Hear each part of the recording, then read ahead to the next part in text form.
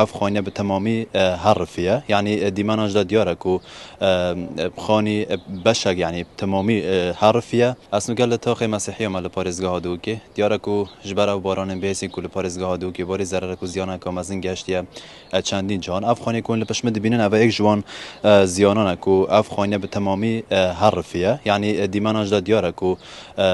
خانی بشک یعنی تمامی حرفیه اجناف چوی اجبلی کو بجین افخانیه حرفیه مدرسی لسر هاتنوچونا خلکی جی درست کریه یعنی روزانه افریقا کنو کاسله روزانه خلق هاتنوچون الویره راد که یعنی اف تاخی کو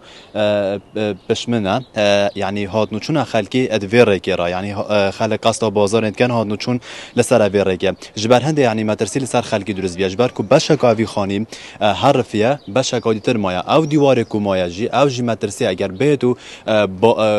باران هندی بهز به لوانه او دیواره جی به حرفیت مدرسی لسر خلکی درست ببیتن اجبر هنده یعنی خلکی اوی تاخی یعنی دا خازت کن کو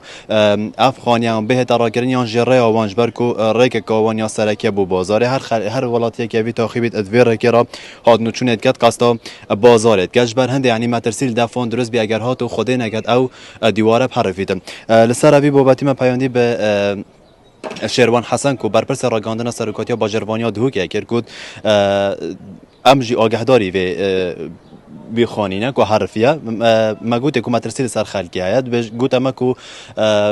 تیمت ما دهن کو اگر هرچی نبید افریقا بهت افکرن اجبر کو افغانیه خانین کونارن یعنی اش میجن ال پارزگاه دو که لوی تاخینه اجبر هنده یعنی نشن دستکاری باجروانی نشه دستکاری اوان خانیا دا بگدن اجبر هنده بس